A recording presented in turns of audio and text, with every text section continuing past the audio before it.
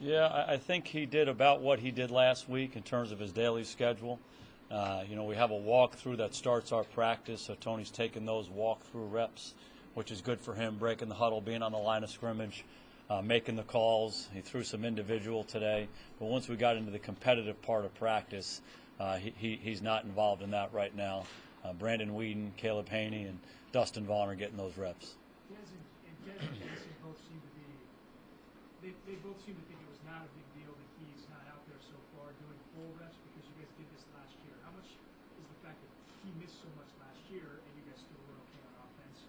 Does that weigh into it at all to where you're not? Well, we believe in practice. We want our players to practice, but we also have to understand the situations that they're in. If a guy's coming off of an injury, this time of year we're going to be very, very cautious with using them in practice. And, we talk about what their status is each and every day, week by week, what our overall game plan is. We evaluate, we reevaluate, we adjust, and we do what the right thing is for the player and for our football team. So, injuries provide opportunity. Tony's getting some work in, but also provides an opportunity for those other quarterbacks to get some work. And each of those guys is new to our football team. So the work that they're getting is valuable. They'll grow each and every day with each and every rep they take. Can you talk about the plan finding Rashawn Lee and the plan going forward without him possibly? I saw Justin Garrett did something middle linebacker today. Yeah, don't want to get into the specifics of Sean other than to say he has a serious knee injury. He's in the process of rehabbing right now, and we're coming up with the plan for him going forward. Justin Durant did work at the Mike linebacker position. We have a number of different Mike linebacker and other linebacker candidates. So we're going to give guys opportunities to show us what they can do, and we'll see who rises to the top. Is the focus to look inside before looking outside? See what these guys have before you look out the great market? Are you doing both at the same time? Well, we drafted a couple linebackers, and we feel like we have more guys to start with than we did last year at this time. And so we feel good about that. We want to make sure those guys get an opportunity to show us what they can do. And ultimately what we're trying to do is find the best three linebackers. And, so we'll give them a chance to do what they can do. We'll think about what spots fit them best and fit our team best and make the best decisions for us. Do you have hope that Sean can play sometime during the 2014 season? We'll evaluate that as we go. We do know that it's a serious injury, and we're coming up with a plan right now as to what we need to do with him. What does Durant bring to the position? Obviously, he's the most experienced linebacker in the game. He's an experienced linebacker who's played in this scheme, and he's played different spots in this scheme. He's played as a base linebacker, both inside and outside, and he's also played in the nickel situations as well. And if you look at his tape from last year, we like what we saw from Justin Durant. One of the issues with him is that he was banged up a little bit on and off throughout the year. But when you kind of go back to what his real look like and say, let's watch the Justin Durant plays, feel pretty good about it. He runs to the football well. He made a lot of plays for us, and got to keep him healthy, got to get him to a spot that he's comfortable with and get those guys going. There's a lot of good matchups and players competing for positions. Coach, what are some of your good matchups you've seen so far and maybe looking forward moving to training camp? Oh, I think there are matchups really throughout our team at so many different spots. There are guys competing for starting spots. There are guys competing for roles on our team, and there's certainly guys competing for roster spots. And what we try to do as coaches is give them an opportunity to show us what they can do. During OTAs, we don't have one-on-ones. We don't do pass rush, offensive linemen and defensive linemen. We don't do one-on-ones with the receivers against the DBs, but we have some 11-on-11 situations and 7-on-7 situations that we evaluate them in, and also in the individual work that they do. So it's our job right now to give them opportunities and let them show us what they can do. We'll watch the tape, we'll go to the next day, and we'll keep rolling. And you make day-to-day evaluations, and then you kind of pull back and make the evaluations over the course of a few weeks, and you start lining them up. But it's our job right now just to give them a chance to show us what they got. How do you like Tyrone Crawford's development so far? I mean, obviously he was injured last year. You didn't get to see him. It looks like he's making a comeback and has some flexibility on Yeah, Tyrone's somebody we really liked a lot coming out of school. Made a good first impression on us early on in his rookie year, and we had a lot of hopes for him last year. And if you remember, that first day of training camp was when he went down. And, we lost him for the year. But, he's the right kind of guy. He's very passionate about this game. He works very hard at it.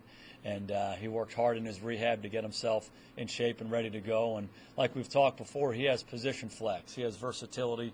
We think he can play both inside and outside, really on both sides. And so we're trying to give him a chance to settle in, but also give him a chance to use that versatility. And he's had a good start to OTA. There's no question about that. What's it about him? I know somebody asked Tony Romo a couple of weeks ago, breakout guy, look out for defense. and he threw out Crawford's name. What is he showing? Yeah, he's just a guy, ever since he got here, has taken advantage of opportunities. You know, whatever role you put him in, he's gonna show you that he's going to be ready for it, and he overproduces. I think back to Chad Hennings years and years and years ago. He was drafted by the Cowboys. He went and did his service in the war, and when he got here, he was a 290-pound guy running down on kickoffs, and everybody was like, wow. And you know, Tyrone Crawford has some of those same traits. Whatever you give him, he seems to show up and do stuff that maybe you didn't think he was capable of doing. And we're going to try to give him more and more and let him show us what he's got. Scott was saying that when you all talked, you said let's pare down the offense here and what we're doing.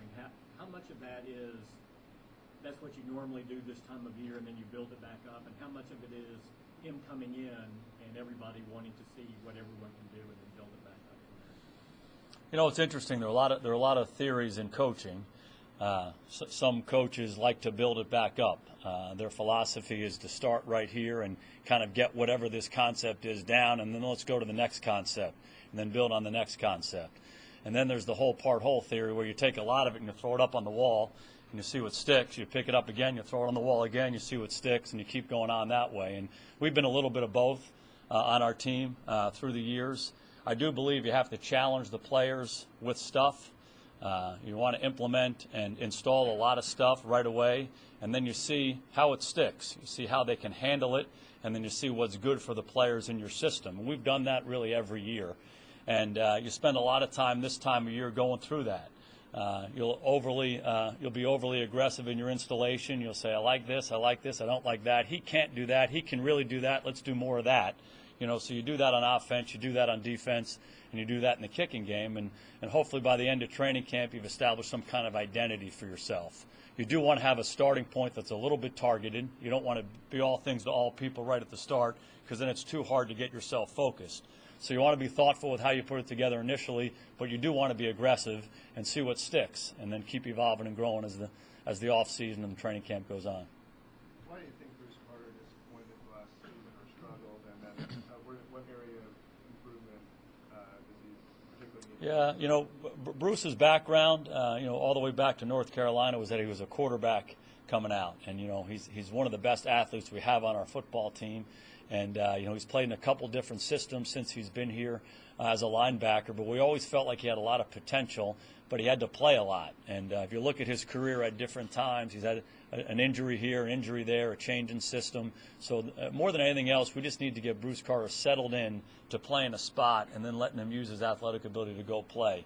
I do believe he's gotten better and better every year he's been in this league and on our football team. And I think the second year in this system will allow him to kind of learn from his experiences last year, both good and bad, and grow. And I think he's taken advantage of that so far. I think he's studied himself a lot. He studied the defense a lot in the offseason. And through the first 4 OTAs, he's done a really nice job. Taking on more of a leadership role the last couple of months, doing OTAs and off-season, it's about the same. You know, for me, Skandrick has always been a leader on this team ever since he got here. And you lead a lot of different ways. You can lead from a lot of different positions. And just the way he plays, his approach to practice, his approach to games, his competitive nature, his edginess, that's always kind of been something that guys have been drawn to. And that's really what leadership is. And the more he's established himself as a player, I think more guys have their eyes on him, and he's had a real positive influence on our team.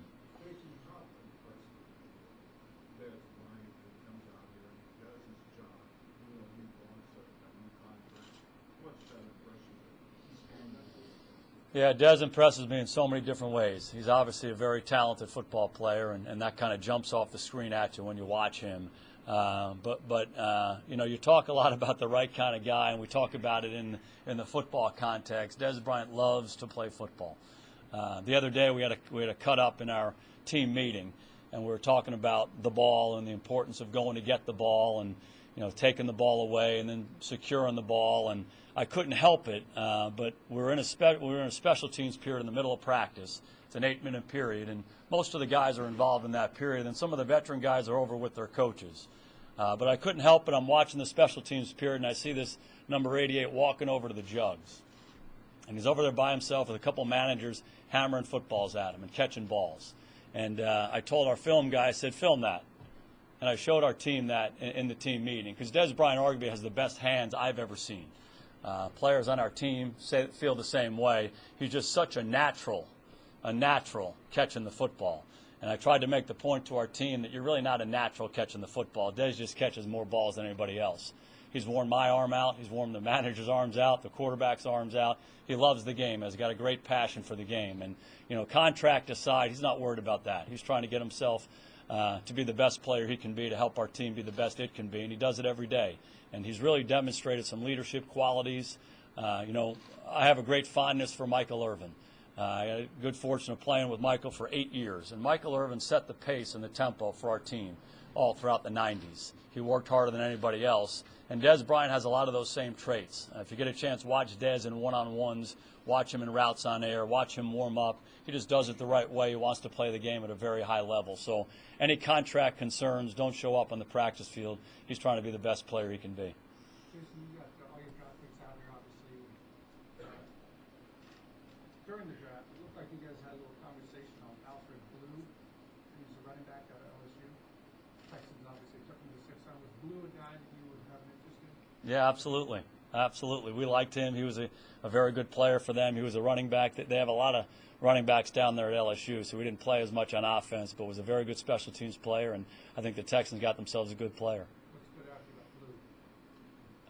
that Blue? He, again, versatility both as a runner and in the kicking game. Talk about Hitchens, how much he's grown. There's some story behind this conversation. You need to go and tell us. Brennan, you and Babe got a... No. Deal here.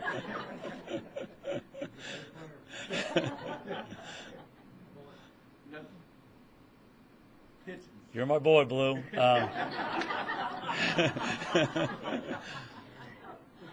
Hitchens done he's done a nice job. He has. He's one of those young guys who is going about it the right way, and you can see him getting better right before your eyes. And certainly an important position for us. That inside linebacker position, and he's gotten some more reps here the last few days, and you can see when a young player approaches it the right way and has some physical traits that you like, you can see them get better. And he's coming to work, he's studying hard, and it's reflecting in his play. What's the biggest transition from the weak side to the middle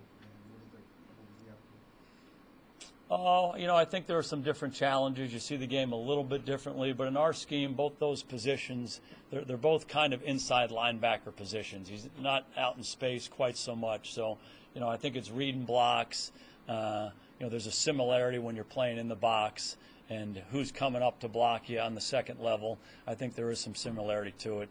He's an instinctive player. He's an aware player. I don't think that transition will be too big for him. What do you need to see from the guys that are competing for that spot now during the OTAs and minicamp before you would go out and look at a veteran that's available now or look at trade options as a guy like Urlacher, even on the thought process? Yeah, we have 90 guys on a roster, and we're excited about them. And, we drafted a couple linebackers. We have some young guys we feel good about. So we want to give those guys every opportunity. We have some veteran players who weren't healthy completely all last year, so we want to make sure that they have an opportunity to work at some of those spots inside and just see who on our football team right now rises to the occasion. And we got to make sure we give them every opportunity.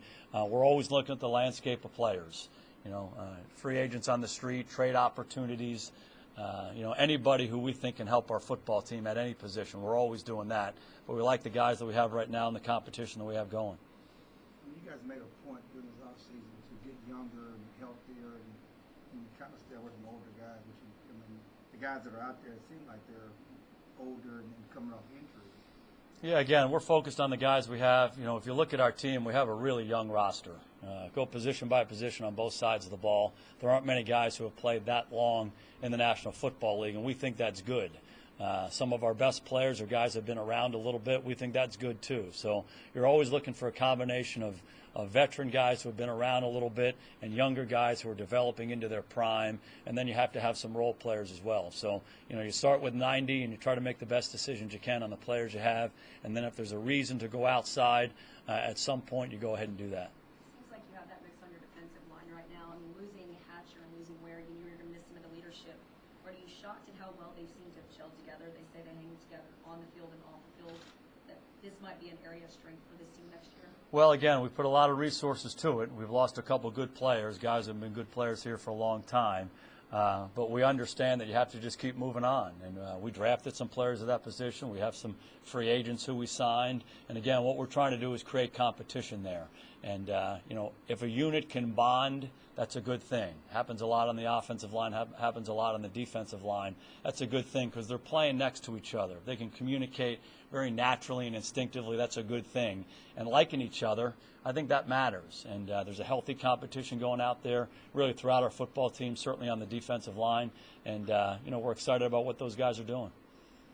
You mentioned Carter needing to maybe stay in one place and settle in. Was there even a conversation about moving him to Mike after he got hurt, or is that something that could be possible in the future? Yeah, again, we're going to assess the linebackers at the positions they're playing. We'll move them around a little bit. Position flex is important for those guys. You can only bring so many guys to the game, so you have to have an ability to play another spot. So we want to give them a real opportunity to play a particular spot, see how a group plays together. But then at the end of it, we're going to pick our best guys and make sure we got our best 3 or 2 linebackers out there, for our team. And we'll make those evaluations as we go. What's keeping Matt Johnson out today? Matt had a little hamstring that he was dealing with the end of last week. But Matt's done a nice job. He's really come back and done some good things. You can tell he's grown as a player.